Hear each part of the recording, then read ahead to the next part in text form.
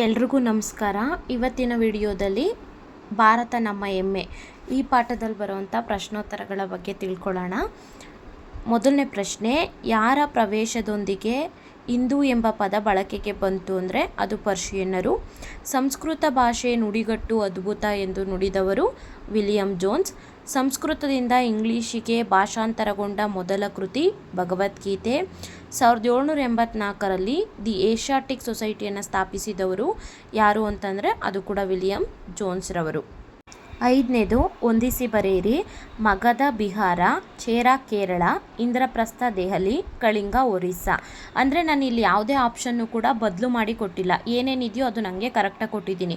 But ಅವ್ರು ಎಕ್ಸಾಮಲ್ಲಿ ಕೇಳಬೇಕಾದ್ರೆ ಚೇರದ ಹತ್ರ ಕೇರಳ ಅಂತ ಆಪ್ಷನ್ ಕೊಟ್ಟು ಇದರಲ್ಲಿ ತಪ್ಪಾಗಿರೋದನ್ನು ಗುರುತಿಸಿ ಅಂತ ಕೇಳೋ ಸಾಧ್ಯತೆ ಹೆಚ್ಚಾಗಿರೋದ್ರಿಂದ ನಾವು ಪ್ರತಿಯೊಂದನ್ನು ಕೂಡ ಕರೆಕ್ಟಾಗಿ ತಿಳ್ಕೊಂಡಿರ್ಬೇಕಾಗತ್ತೆ.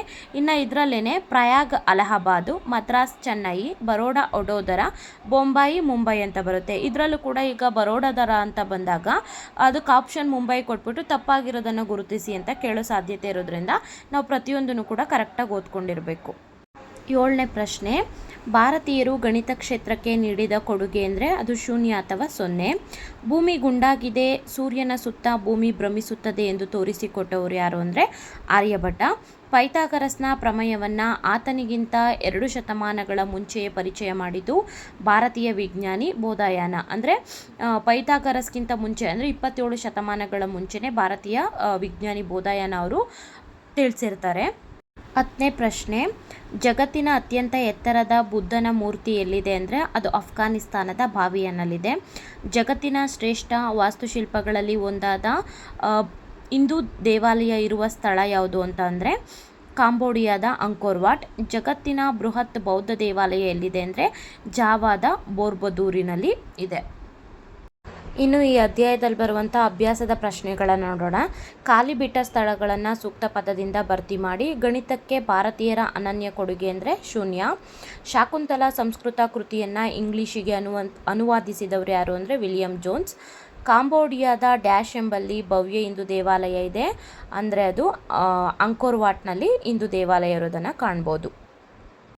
ಇವತ್ತಿನ ವಿಡಿಯೋದಲ್ಲಿ ನಮ್ಮ ಹೆಮ್ಮೆ ಭಾರತ ಈ ಒಂದು ಅಧ್ಯಾಯದಲ್ಲಿ ಬರ್ಬೋದಾದಂತಹ ಎಲ್ಲ ಪ್ರಶ್ನೆಗಳನ್ನು ಚರ್ಚೆ ಮಾಡಿದ್ದೀನಿ.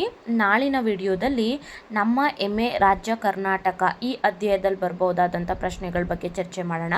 ಇದರಲ್ಲಿ ನಮಗೇನಪ್ಪ ಅಂದರೆ 4 ಡಿವಿಷನ್ ಬರುತ್ತೆ. ನಿಮಗೆ ಗೊತ್ತಿದೆಯಲ್ವಾ, ಆಡಳಿತಕ್ಕೋಸ್ಕರ ಕರ್ನಾಟಕವನ್ನು 4 ಭಾಗಗಳಾಗಿ ಮಾಡಿರ್ತಾರೆ. ಒಂದು ಬೆಂಗಳೂರು ವಿಭಾಗ, ಇನ್ನೊಂದು ಮೈಸೂರು ವಿಭಾಗ, ಮತ್ತು ಕಲಬುರಗಿ ವಿಭಾಗ, ಮತ್ತು ಇನ್ನೊಂದು ಬೆಳಗಾವಿ ವಿಭಾಗ. ಈ 4 ವಿಭಾಗಗಳು ಎಕ್ಸಾಮ್ಗೆ ತುಂಬಾ ಇಂಪಾರ್ಟೆಂಟ್ ಆಗಿರುತ್ತೆ. ಅವುಗಳ ಬಗ್ಗೆ ನಾವು ಸೂಕ್ಷ್ಮವಾಗಿ ಮತ್ತು ತುಂಬ ಚೆನ್ನಾಗಿ ಓದ್ಕೋಬೇಕು.